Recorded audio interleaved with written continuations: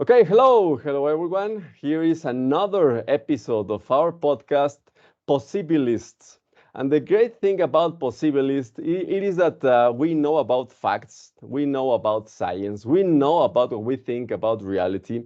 And because of that, we are able to always find many possibilities with any situation. And today we have an amazing guest. Today we have Piyush Gaur. Please tell me if I am pronouncing your name correctly.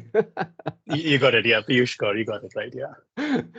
Thank you, thank you. And we are going to talk about some interrelated concepts and issues that are going to help us entrepreneurs, help us people, because we are going to talk about product, we are going to talk about tech, we are going to talk even a little bit about AI, but at the same time, we are going to talk about interconnectedness. We are going to talk about mindfulness, and we are to talk about even what humanity is, because Payush has a great story, a life story on how he started being a product guy, being in engineering, in business, in tech, and then he has moved totally into this mindfulness and another way of seeing products. So, Payush, how are you?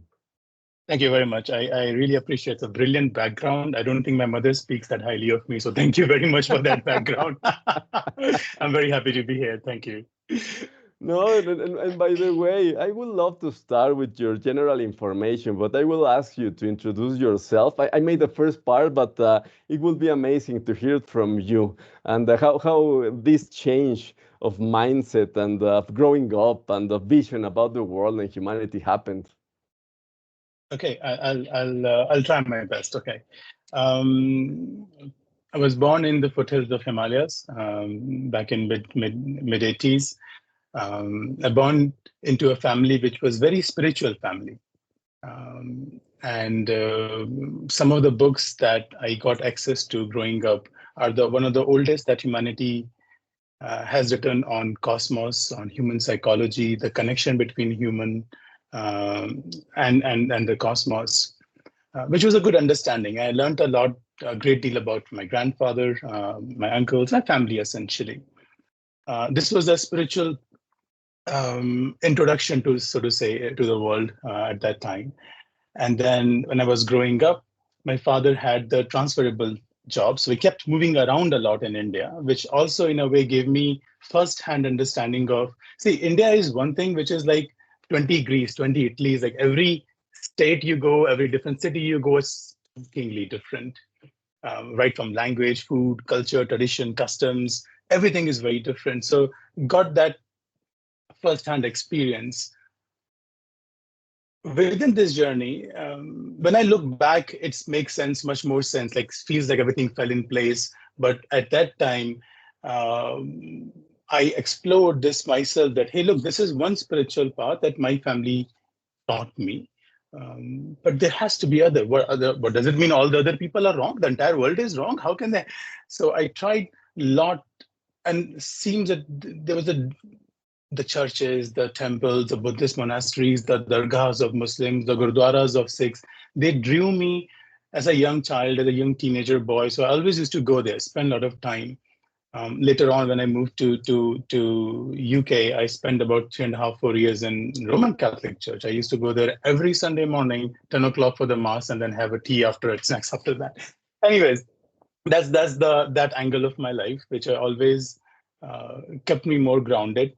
Um, did my engineering from Mumbai, did my mechanical, went to UK, did my mechatronics, and then slowly, gradually got introduced into the world of engineering, world of product management, lived around different parts of the world in Beijing, Sweden, San Diego, Canada, Bangalore, started a couple of companies myself on from technical lens.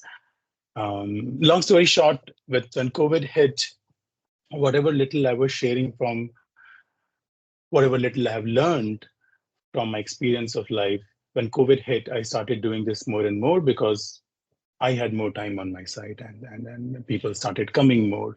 And that's where the birth of Interconnected happened. That's where I started really involving myself into And we can talk more about it, but that is that is in brief is about my journey, how it started at the least. Let's go part by part, because there are some kind of decisions or situations that help us make the human beings that we are now. And there are some, I always like to say that life by itself is the best mentor anyone can have. So it put us, it has this great knowledge and wisdom, like to put us in certain situations when it knows that we are going to make the right decision. And so in the first part of your story, I would love to ask you that being in that spiritual environment and a spiritual family, then you decided to study engineering. And how did that happen? If you say it was very straightforward, why didn't you study, I don't know, some other social sciences? How did that come for you to decide to study engineering? I think that's a good question. That really is a good question. Growing up in India, it was now it is clear to me. At that time, it was always a question. But growing up in India, it's from the parents is always 100 or 110% of pressure. They got to be either an engineer or a doctor, lawyer. Those few options. Um, I always liked machines. I always liked things that I could see and how they work together, the bigger railway engines, how these mechanisms make the wheels move. As a growing up, I always liked that. So engineering, I was a little bit more drawn to the mechanical engineering than the overall understanding of engineering, and that is how I got into engineering. The college is in Mumbai and in Powai area, and they got me in the mechanical engineering, and which was very happy about it. Believe me or not, this see there's a thing. If I can tell you a bit of a connection. Um, you see something and you believe, right? Many people believe that hey, the spiritual entity is with no form, with no color, no shape.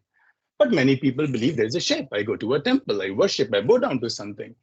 Okay, so I can connect from this. I can connect to the one which doesn't have a shape and which is formless, and so on. Same with mechanical engineering. You can see things moving. You can see things happening, and I think that is a very, as a young boy, connection was there, and I loved mechanical engineering, and I said, hey, I'm gonna do it. No, Um, totally. And I don't know if this happened to you, but in my case, I understand. I didn't understand that at that time when I decided to study computer science. But to me, to be good at math and physics and trigonometry and all subjects related, then I understood that what I was really looking for, it is to understand how this world works. right, It is right. like that spirit of saying, I want to understand how this works. And that is why I decided to study that. And as you said, because I'm able to see things, then I am able to kind of find the formulas and to predict some movement or anything. But the profound insight it is that maybe, I don't know, you will tell me if I am correct about this, but maybe we both like to know or try to understand how the world works. Agree with you. Agree with you completely. That is definitely an angle there. Um, but the only point I'll add from my story was that point was much more. The role that point played was much more on the spiritual side of my life than engineering. It's just one of those things. I'm good at math. I'm good at science, physics, but I'm not natural genius. You know that some people are in my family and whatnot, friends are, but I'm not naturally genius or that. I'm good at it. Um, but this element of knowing how the universe works, the languages of universe, this was more. I was more towards the spiritual path. Um, but I agree with you. Yeah, idea is that hey, understand how everything is interconnected with each other. That Yes, helps. yes. No, Helps. totally, totally. And going forward in your story, for example, I was really interested in some of the key steps that are helping us to become these persons that we are now. And you talk about 14 rupees book from Swami Vivekananda, Anger to Serenity. I Uh, must tell you that as a as a teenager, I was in anger with the world for many different issues, and maybe it is part of growing up. But what happened in your life related to that? I'll tell you that is a bit of an emotional story. So, as I mentioned, growing up, I moved, different cities. Good thing now is that, hey, I speak different languages, understand different viewpoints. But as a young boy, losing friends, losing schools, I was good at cricket, badminton, not able to generate that rapport with the coaches. And you move again. The moment you generate rapport with few months, you move again and stuff like that. So there was a lot of anger because of this. That it seems like I'm not doing well because I'm stuck in this situation of and all that. Um, there was one piece of anger, Paulo. The other piece of anger was, this is inherent to me. If I see a injustice or injustice happening with you, I'll get very angry. This was my case, like very angry, and to the point that I can actually get into fights as a young boy and stuff like this. I'll immediately say sorry if I realize it's my mistake, but I'll get very angry. These were two incidences always had a problem with growing up, and this was in mid 2004 or 5. I was coming back from the UK, and the way the route worked is land in Delhi, go to the Nizamuddin station, railway station. From there, go to Kota. There's another city which I had to. And I was waiting for the train. Trains are much more on time these days. In India, those days, they were always different stories. And on platform number 4 and 5, so 4 and 5, platform in between, there is a bookstall there. And I picked up this book called To the Youth of India. Very small book. I still have that in my library over here. It's by Swami Vivekanand, 14 rupees. 14 rupees I could pay at that time, no problem, which is 20 cents or whatnot now. And that book, it gave me a deeper, profound of an understanding of the entire world holistically. And it just changed me completely. I remember sitting there, reading that book on the platform there, and just as if that I don't want to leave this book, as if I'm living with the words that Vivekananda is speaking. And that anger, it didn't happen overnight, but yes, anger slowly, gradually just turned into something more. What can I do to this world? How can I understand this better? Look at this world, there's amazement in every moment here around us. It turned completely into that. All that energy, anger, pent up, slowly flowed in a different ways, and then I started reading more about him. And this is where, when I said I spent 3.5 years in Roman Catholic Church, I used to go there. After reading his books, I slowly understood, hey, all the paths lead to the same goal. All the rivers, as he says, all the rivers, crooked or straight, lead to the same sea. What would you say was the main teaching or the key points about how to overcome anger and lead to serenity? This was he didn't talk about anything about anger as such. What he talked about the ancient heritage, the knowledge that India has. What happened to India in the time of British Raj? What is that young youth Indians should do? And to me, as a young boy, this is the purpose I was looking for. Engineering is good. I can go there. I can make 100K, make 150K, or 80K, 90, whatever that is. Right? That is good. But that is very mundane. There is no depth to it. But when you have this kind of understanding, oh my God, that's true. I think that overall message, it gave me much more depth to my existence. I would say that. Oh, and maybe also related to this experience, because in some way, we are very related in our stories. I also was living in several places, so when I meet someone that says, "Oh, that is my friend from kindergarten or from elementary school," I don't know what that means, because I was used to I understood that my life was going to be, I was to get to know someone, and it was going to last, I don't know, 1 year, a couple of years in my life, and then go by, and they say goodbye. Change, yeah, exactly, right. Totally, right. totally. And the other thing, it is that when I was starting to be more aware about some injustices in the world, that really hurt, and I didn't understand why, but that hurt. And that maybe some of the things that when someone gets into engineering or mechatronics or computer science and so on, it is that we want to know, to understand how the world works, but we don't want to feel. To me, that was now I understand that to me that was some kind of a way of getting out of the feeling part of society, just to be involved with my tools and with my problems to solve and so on. But I realized it took for me a very long time to understand that it is okay to be sensitive, to be humble, like to say, okay, I understand that other people are suffering and that is actually injustice and we can do something about it. But at some point in my life, the way I was dealing with this wrath, in my own case, it is that to me, it was to suppress all that sensitive part of myself. I see, I see, I see. Okay, that's why Yes, the engineering and then spending time with books and experiments, perhaps whatnot. Okay, totally, that's what totally, you did. Yeah. Hmm. totally. And in your case, you talk about this youthful wrath.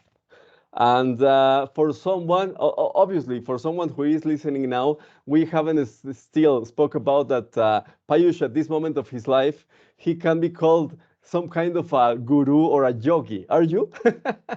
No, I don't think so. I believe it is a funny statement I'm going to make now, but it's easy to become a guru these days than becoming a student.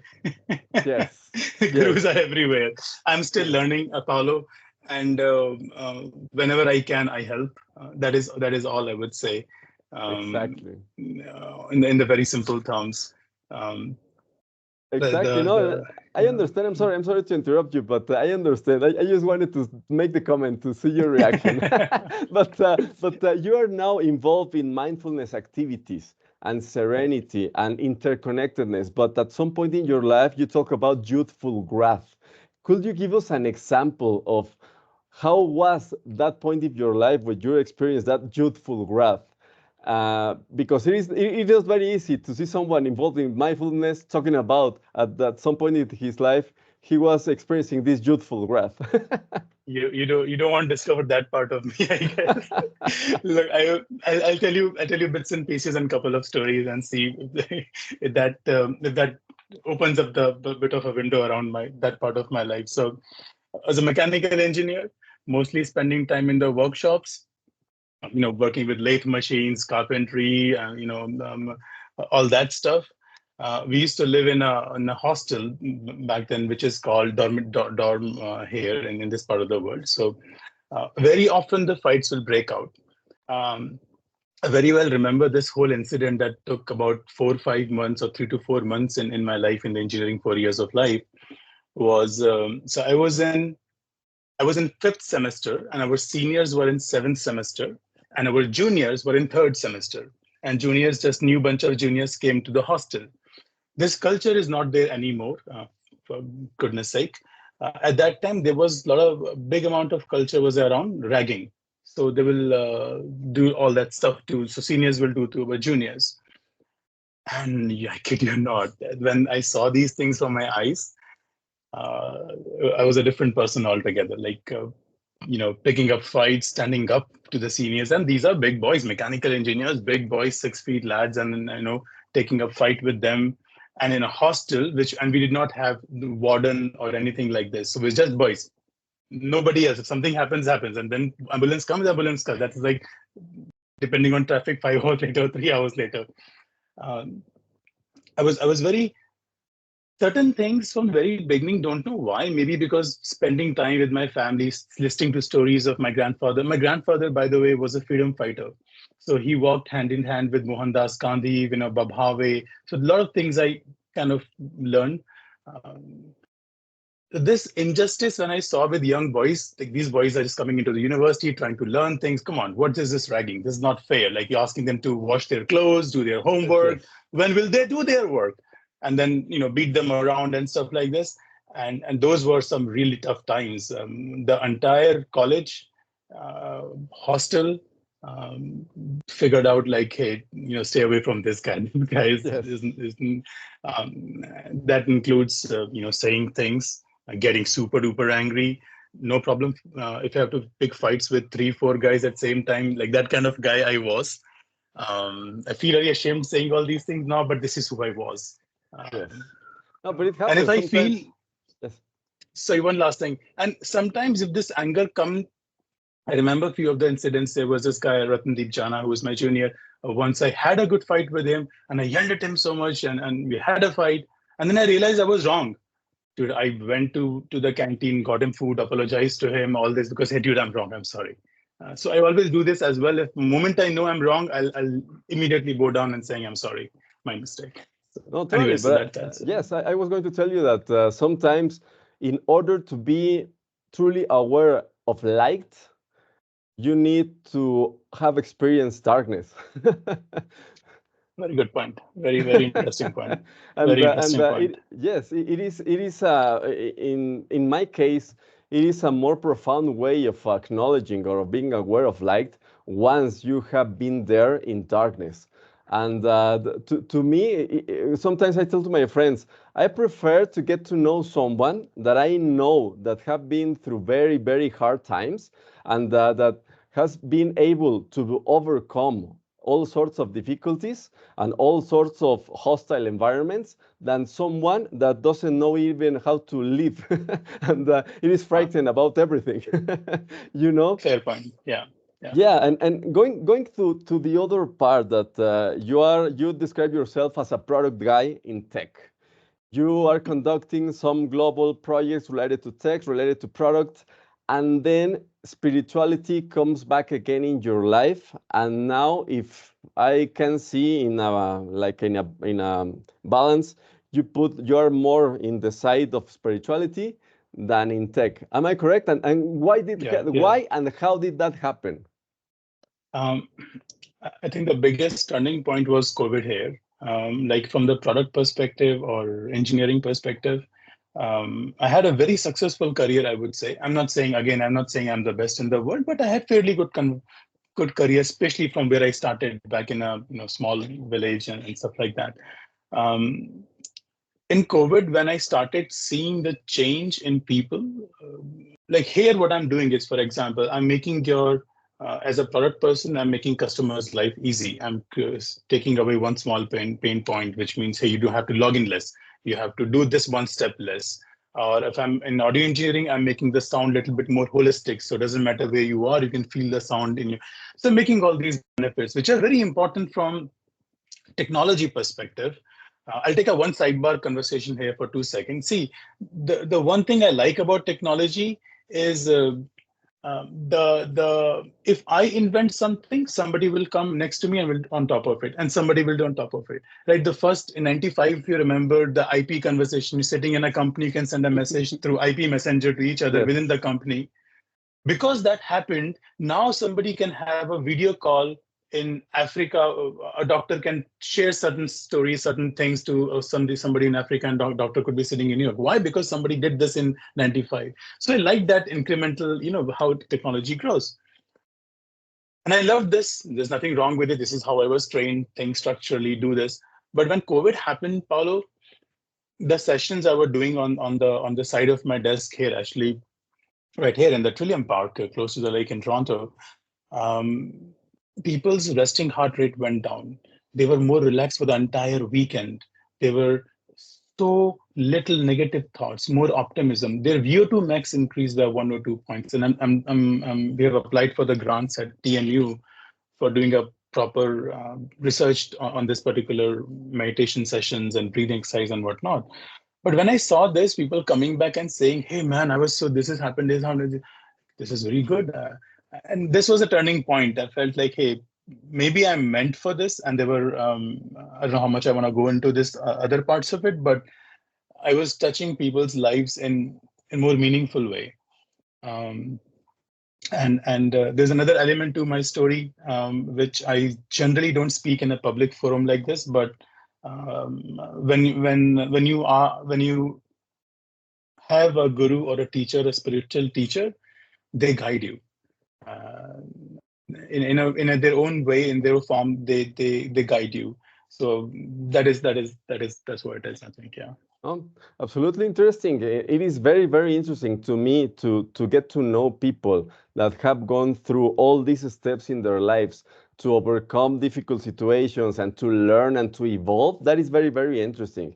And one of the things, for instance, for all the people that are watching this episode, it is that could you please talk a bit about what do you do now related to mindfulness? Do you do kind of workshops, sessions, coaching, mentoring for everyone to understand? Like we were starting talking just about how did everything start, and a mechanical engineer and someone with these products. But now, what do you do for a living? Sounds good. I'll say. So I'm working on a mindfulness and like mindfulness product and services company. I'll give you a bit of a background there. Um, so when I started the in the COVID time frame teaching, and then after some time of that, when I started seeing benefits there, I established a mental health foundation just to give more structure, more cadence to how I'm giving the sessions, and there's more organized way of doing it rather than me just doing it in the weekend, so to say. Um, when I started the foundation, Paolo, this is where I started spending more time to understand the lay of the land, and especially in this part of the world. And a lot of things stood out for me. For example, a lot of companies are there in the world. For example, I'm not going to name them, but you know them, the big boys of mindfulness app industry these days. Um, if you look at the journey, in last 10 years, number of mindfulness apps have increased in the same proportion, perhaps same proportion as mental health issues in the world. So as an engineer, you take a step back and think, like, hang on, who are they helping? Yes. A company goes from $0 to $2 billion company, and other companies as well. But the folks who really needed help, come on, guys, what is happening here? Who's getting benefit out of this? Yes. And then I started going deeper and deeper. Mindfulness, the way the mindfulness is transported to the West. The people who did it, they did the right intention. That I agree and makes sense to me. So that is digestible to the West. But in that process, I think there's certain key elements which were on purpose or because of the market or whatever that was, they were omitted. And the result is mindfulness apps have become the apps for content. More content Paulo consumes, more mindful Paulo is. Paulo is doing 3 hours per week meditation, but his partner is doing 5 hours, or he is much more mindful. No, there can't be that. Oh, he's doing 41 days, he did it. Or 42nd day, if he doesn't do it, he's going to lose all the stuff. Come on. That is not mindfulness. That is that you're playing around with the word itself. So who wins in this game? The big boys, the big companies win this game. So that was the Yes. intention. Coming to the point, as in what I am trying to build, I'm trying to build um, some physical product which takes you away from it's a symbolic piece which takes you away from the digital world. It forces you to sit down for a certain amount of time in your day. Think of it this way. Now I'm chatting with you here. I'm a small table. My laptop is here, kind of a workstation. If you come to my place, I'll entertain you in my living room. There's a place for it. Now, if I have to cook and have food, we'll have on the dining table. It's a place for it. But the apps companies are promising us left, right, center that you could be anywhere, you could be doing anything, and you can do mindfulness. Yes. It doesn't work like that. You have to have a place for it. You have to sit down, find time for yourself, and this is where I'm. These are the type of products, physical products I'm building, so that people can create a mindfulness sanctuary where they can sit down and do this. And the biggest element, differentiating factor, Paolo, is I don't want somebody to become a dependent on this product. Idea is I'll Yes. teach you in a progressive manner for 4 to 6 months, and then off you go. Yes. I No, don't want to become no, so. totally. And to me, related to health and integral health and this quest for understanding how humans work, it is that if something related to your health actually works, it liberates you. It not makes you dependent, right? Yes, precisely, precisely. I wrote a great deal about this, about sleep, Paulo. Now, today, it has come to a situation. If I say I do mindfulness, people generally, oh, what app do you use? And then I think, why do you need an app? In the starting, perhaps okay, but don't get dependent. And soon will be the case for sleep. If somebody says, I sleep very well, oh, what noise do you use? What app do you use? Yes. Sleep is very natural to humans. You look at your dog, they sleep. Totally. They were sleeping Totally. 1,000 years ago, 100 years ago, but not humans. Humans were sleeping 1,000 years ago, but humans are not sleeping anymore properly. So, anyways, I'll pause there. I think I'm passionate about this thing. Hey, something is going wrong in our social fiber here. Um, I think that's why I have on LinkedIn as well, fixing some dents in the universe. I think this is the thought process behind that Exactly, sentence. exactly. Fixing some That dents in the universe. helped me remind me the title you put on LinkedIn. And by the way, talking about, for example, humans, one of the things I have understood about humans is that we humans are stubborn in excess.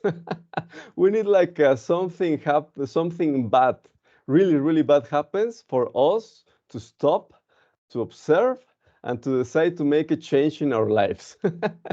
Do you think, or why do humans need to wait to make a profound life change until there is no other option? For example, health, money, personal love issues. What do you think that is, and how can someone help them to prevent, not to wait until something bad happens? That is a very good question. That is a very good question. I've thought a great deal about this. And my experience tells me that this is the case most of the time. This is the case. Like, for example, I'm not sure how familiar are you with the story or the viewers. Um, Mohandas Karam or MK Gandhi, until he was thrown out of the train, of the first class bogie, he didn't even think once that I'm working for the British Empire, the empire Yes. that is ruling my India. Not even once he thought about it. Um, but that Gandhi was sitting inside him, that Gandhi was there, never came out. Um, until someone goes through the heart attack and then doctor says, you have to follow this diet, you have to follow this right lifestyle. Um, but I'm sorry, I'm trying to answer your question, why humans are like this. I don't know. That is probably the right answer. But what I believe is there is a tendency in human nature to be with the flow of the river, whatever that is happening, just doing. Same was I. If I had not read that book, I would have perhaps been very happy with the, making 80K, 90K, whatever that, at that time and now. But I'm very content with this. Maybe there is an incomplete element inside me, but I would have suppressed it completely. Um, yeah, my experience do teach me. My cousin brother Paolo, he was telling me this last week. Arey, you are doing this mindfulness, all this is good, but who's going to listen to mindfulness? People will pay 50 rupees for a good outside food, and then they pay 500 rupees to doctor, but they will not pay 50 rupees for yoga session. He was telling me, my older cousin was telling me this. I was like, you are not wrong, I know this. Yes, or maybe we should accept that that's the way it is, and to develop related to product. Some products for all those huge markets that are going to suffer because they didn't want to prevent anything. And also some products for those who actually want to prevent and to be okay for the future. Maybe we should take that perspective. And I like that. I like that your point of view. Yes, I think that perspective is a very turning the economies. Wherever the economy starts working, where everybody will start following that. If you make this way of preventive health, preventive, holistic lifestyle, and people start making more dollar value there as well, I think that's where people will start following that more. If a good organic diet is 3 times expensive than a fast food diet, people will go there. yes. Um, and if you make these products where people feel happy, they are. Anyways, yeah, I agree with you. I think point I'm trying to say is if you make the economic, the scale on the economy change, people will go there. Yes, But and then maybe But then you question that, right, Paulo? Like, hey, are they going for the right reason there? Then, so you know what I'm Yes. saying? Uh, Yes. anyways, yeah. No, but humans are very complicated. To me, even when I try the most, like to put some, if it is facts, if it is science, if it is examples, if it is actual stories of people that, and I try to show them, hey, look, I started in my own case, like working with myself like 25 years ago. So right now I am 45 and my health level is this and my health status, and I don't even go, almost don't go to a doctor and so on. But their answer is like, well, that's okay for you, but I feel okay. You know, I feel okay. And you look at them and you know that their actual health indicators, and they are not okay, but they feel, they think they are okay. And then my view on this, it is like that to say, well, I need to wait just for another, I don't know, 5 years, 5 years or something, until they don't have another option than to say, okay, now what I do to try to fix myself. That is true. That, I think there are a couple of things what you said is very interesting there. I agree with you. Like until it becomes everybody's problem, it's like not my problem. If the food becomes, for example, I'm just making this up now, the numbers, and I hope it never goes there. But if 95% of people in America cannot sleep tomorrow, if a number reaches there, then it's everybody's problem. Then government will come into picture, policies will come into picture, amount of screen time will get deleted, all that will come into picture, and 5 years from then, it will slowly slide. Oh, remember this brilliant example is this, right? Smoking. Yes. That's a brilliant example. The entire world as if like went after smoking, and you see the lung cancer rates are going down after 1990s. So yeah, until that happens, I suppose. Totally, totally. I'm talking to you about something else. You talk about, and you are working with what you call interconnected living. Please tell us about that. What it is? How do you define interconnected living, and how can others achieve that? Sounds good. So there's something that something called interconnected living. It's from my own life experiences, living in different parts of the world, living this life of engineer launching products, and then understanding spirituality from different lenses. I think this is the birth of interconnected living. That's how it started. There are four different elements to it, I would say. One is, and the purpose of interconnected living, first of all, that, and then I'll say what are the elements or the pillars of interconnected living. Um, not from, Paolo, not from the lens of words. Like you listen to a poem and you get so mesmerized with the words, the poet, and all that, but you still have not experienced anything that poet experiences. If poet talks about, let's say, a flower, oh, beautiful yellow flower, the sunlight falls on it, the dewdrop is melting away, beautiful, and you are mesmerized by it, but you have no idea what that flower is experiencing. So not from the words level, but from experiential level, experiencing this, that you are genuinely connected to entire existence around you. Um, the rivers, the mountains, the suns, the moon, the stars, the every people, the beasts, the trees, they all belong to you, and you belong to them. Having this constant understanding throughout the life, 24/7, this the burden. There's a constant burden on our shoulders of something or the other that you have to do. Somebody said something, it just goes away. It melts away that burden. So that is interconnected living. This way of living, and then do whatever you want to do. But with this mindset, if you live, a lot of negative things will go away. You will not do any harm to anybody because they're part of you and you're part of them. For example, um, that is interconnected way of living, Paulo. The way my engineering hat has been able to put some structure to it is four different pillars. One is connecting with uh, the timeless wisdom. Um, that's number one. Connecting with dharma. Number two, connecting with the existence around you. Number three, and fourth one, the most important one is connecting with yourself. So once you are able to do these 4 things in your life, once you're able to assimilate these 4 things in your life, a lot of Yes. things, a lot of burden will go away, stress, anxiety. You'll sleep like a baby. Be happy, genuinely happy from inside. And when you're genuinely happy, the glow comes. So that's that in terms of 4 pillars, Paulo. Connect with yourself, connect with dharma, connect with existence around us, and connect with timeless wisdom. And how to do it, like how to assimilate this for everybody who wants to follow this. Connect with yourself, that's most important one. Spend time with yourself, spend time in solitude.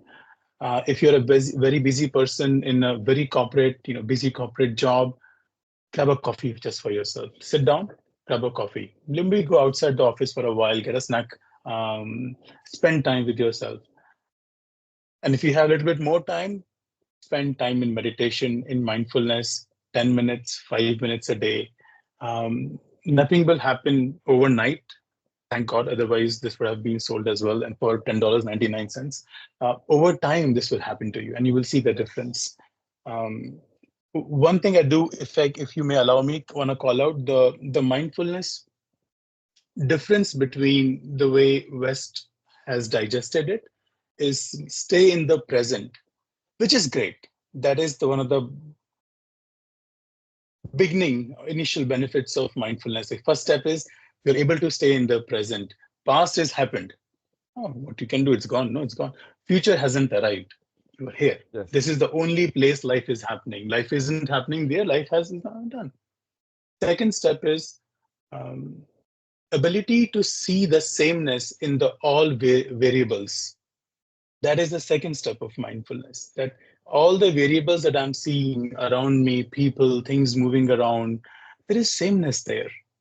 Third step is, which is, I think, part of reality and non-reality, dualism, non-dualism comes into picture, is being one with the sameness. So let's not go to third step straight away. Fair enough. But start practicing mindfulness 10 minutes a day. So connect yourself. That's number one. And somebody wants to learn how to do it. Connect with existence. Go and spend time in nature. How many times possible for you do it? But when you are there, observe the trees, observe the animals. There are similarities, the starking similarities. You will be blown away. The people who are born and raised in the cities, uh, the animals they're very smart. Trees are very smart. That's number two. Like spend time in the nature, and in this day and age, if you go to a therapist won't let you leave the room without saying, "Oh, spend time in nature, blue spaces, go there. They will help you." This is how No, we grew. This is how village people did that. no, totally. The other Um, day I was listening to this explanation about how all we as humans, not only well, apart from nature, but just humans, and it was saying the example is, oh, you think one person talking to another. It says, oh, you think we are not connected, that you can have your own life disconnected from everything? Okay, yes. Do you think you can do that? Yes, I do think that. Okay, stop breathing. How stop breathing? You're breathing the air. Everyone else is exhaling. So my air, your air, the air of the trees, the air of the plants, it is the same air. We are connected. Okay, so stop breathing. that is true. That's one way to look at it. 100%. I mean, that's one way to look at it. And there are other ways to look at it. Like universe has so many different languages. If you know how to speak that language, you know the universe. Mathematics is a engineering mind Yes. tells you, but yes, but there's so many languages to the universe. You sit next to a tree, sit by a lake, and you will know that language slowly, gradually. Um, Sorry, I just want to quickly want to finish the other part. The timeless wisdom part is important. What I've learned this from my engineering and product corporate experience, so to say, is when you spend time not with people who are expertise in the same field as you are, that opens up a lot of um, uh, understanding avenues how the world works, what has happened before. how did the Alexander Great learn this greatest life lesson from India? Things like a lot of things. I'm just picking, I know why Alexander the Great came to mind, but idea is, hey, spend time with people who are not expert as you are in your field. That's the timeless wisdom part. Dharma, know your duty. As in, as a father, you want to go to your daughter's rehearsal today, or decide to take a I don't know, earnings call because you're a CEO of the company. Able to distinguish you as a personality, as your duties, they help you to live life in a more um, um, in a way that where you have the agency and not that life is running you around. I'll pause there.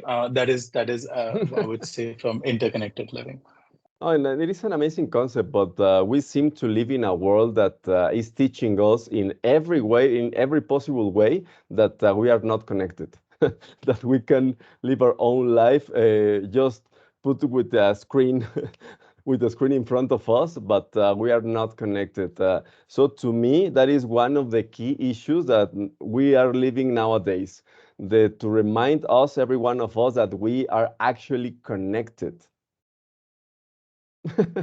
Completely agree with you. Like that is, I'll give you a small example just on the technology piece, and I should not come from my mouth because I'm one of the piece in the big system in technology as well. Last year I was at CES, Consumer Electronics Show in Las Yes. Vegas, Paulo, and there was a time at 12 noon or something. I was standing in between. I looked around in the Startup Arena exhibition convention hall. Looked around 70 to 75% of companies were only focusing on sleep. Wow. And all of them were trying different ways: your mattresses, your pillows, your blanket, your bed itself, the massage machine on the bed, something that comes on top of you here, or something that you wear on your, a million things they were trying. And this precisely one of the reasons, if not this is one of the major reasons why technology evolution has over the years has taken us into more of a this siloed innovations that keep happening. That is what creates the problem. Like Instagram, for example, brilliant photo filters, but nobody thought of how it will actually impact the young boys and girls. Yes. That somebody should think about it. Similarly, if I just do some innovation on my mattress to sleep, okay, I'm sleeping better perhaps, but it's causing some other problem in my life. Like holistic innovation is where one needs to spend a little bit more time from VC's perspective, government policies perspective as well. No, totally. And related to this point of talking about mindfulness, holistic or integral health, and tech, one of the things I am really worried about is how AI is being kind of seen today. Like if an AI can be a substitute of another human, of a real companion, for example. And the other day, but related to this same topic, it is that the other day I was listening to this very famous journalist, and he was making the point that to him, technology has not helped improve humanity at all. I mean, it was saying things like, okay, I know there are some drugs, there are some treatments for some very specific diseases and so on. Okay, I get that. But as a whole, if you see the big problems that humanity is facing as a whole, I don't see how tech has helped in anything. And I say, okay, so what I wanted to ask you and to have your point to viewpoint on this, it is that many people, especially in the tech world, are thrilled about what AI can do. But AI is still just a simulation of the structure and linear cognitive processes. We know the foundations of life and this universe, that they are not the structure or linear. We Are we as humans just thinking biological machines? Do you think we as humans need to remember what it is to be human, especially now in this AI era? And what are the risks do you see of not doing so? Okay, got it, got it. This is a very interesting question. I myself don't know where to start, but I'll because there was a time, Paolo, I used to launch some of the most innovative AI voice AI products in my previous companies and whatnot. So I have to be careful I answer this question. But here's the thing. Look, um, um, AI is definitely coming into the consumer world slowly, gradually. It's probably not even slowly. It's very rapidly, perhaps now coming into our world. One thing what I've seen in my little life and experience is if it's a fad, it will automatically go away. Like remember the time everybody used to have those Fitbit and everything. Yes. And nobody using Apple Watch is there, but it goes away now. People are Yes. going back to those analog watches. If it's a fad, humanity as an aggregate will reject it automatically. Um, from the hype perspective, there are two layers I feel. One layer is more of a, for in India there's a saying. The saying is elephants have two sets of teeth. One is a tusk they show, and other ones are they eat from. Okay. So always be careful which one is which. And AI, I think, is that there is this tusk element to show element, which is more one of that is fear mongering. One of that is AI against humanity or humans. You see a lot of movies, content creations happening around this. And there's another element of AI, which is some really smart people working on the grassroots level of this and actually working on the level of neuroscience, subatomic particles, trying to understand the human, biology, and so to say. From that lens, my belief is whatever little I've read, whatever little I know, that we are nowhere close to even understand human, maybe just a infancy stage, fractional. Nature doesn't waste anything. Like you can go to the subatomic particle, but there is still so much space there. We don't know what is happening in that Yeah. space. Nature doesn't waste anything. Yes, you can go to the quarks level, but still, then you get stuck. What is happening there?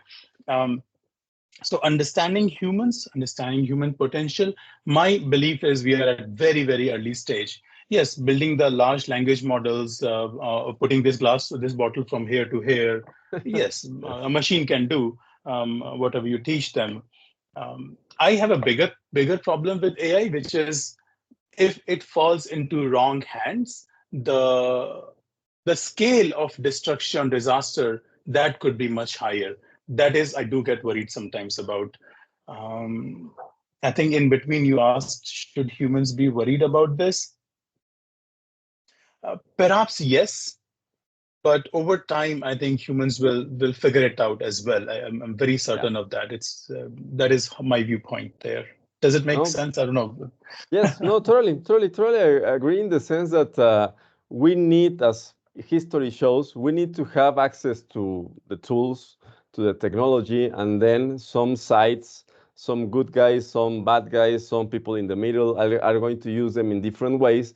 But in the end, the system, the social system in a big scale, it finds harmony and Hmm, hmm. by itself. So I think I'm also agree with that. And the other thing it is that also related to AI. What role do you see that AI will play in life of a conscious, awakened, self-aware human being?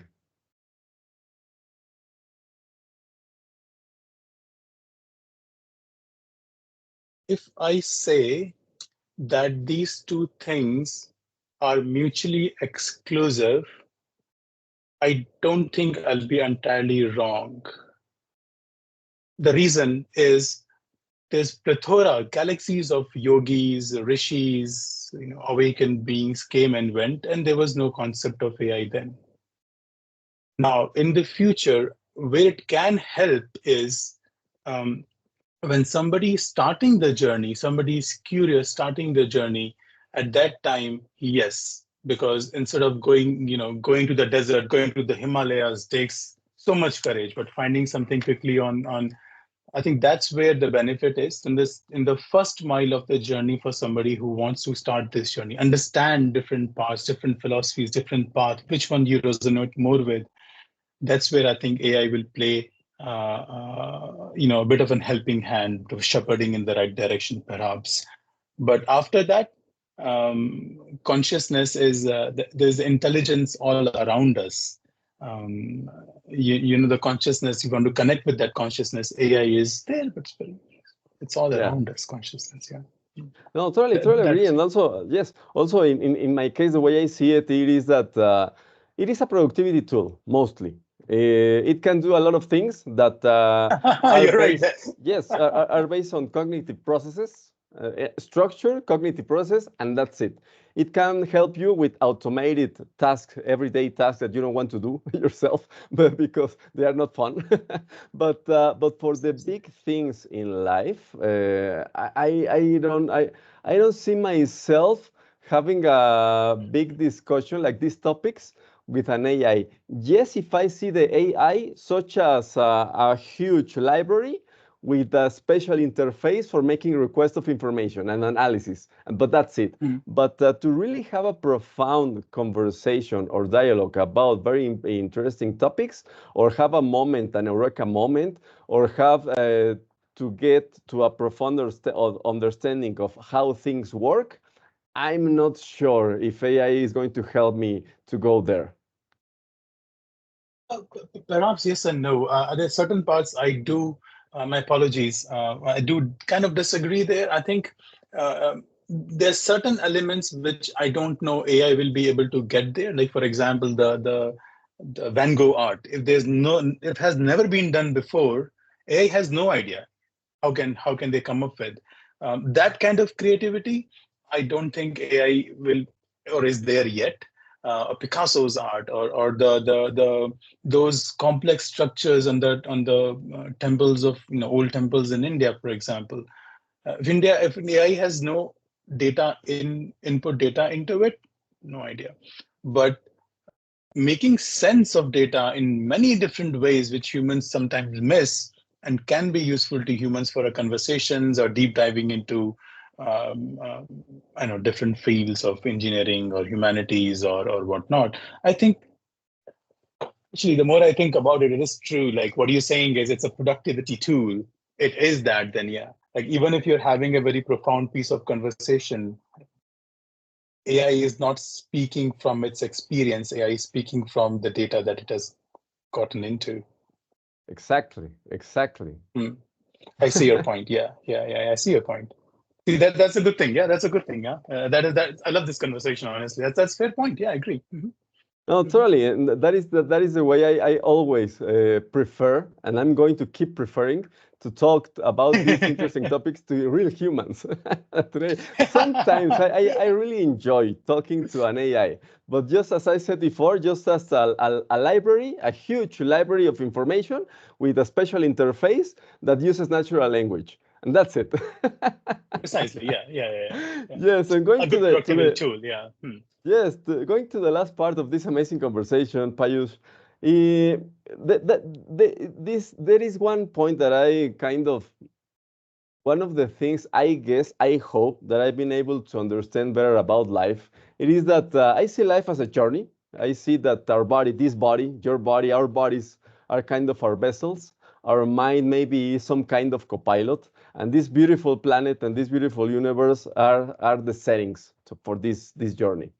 And if I want to make this journey memorable and lasting, I need to take care of my mind, my body, and my soul. Does this view make sense to you? Yes. Yes, that does make sense to me. Yeah, 100%. I mean, I think the number of layers that we can peel into, like my body is my vessel, you said, my mind is co-pilot. I think if we go a little layer deeper, we say, hey, it's a co-pilot to who? Vessel for who? Who is sitting inside the body? Who Yes, mind is having conversation with? Who is it that is seeing the moment to moment change that is happening in the body, surroundings around it? Who is that? And then you're right about the settings of universe, and that I agree with. Yeah, that is a very good, happy, healthy viewpoint to live by. That I agree with. Yeah.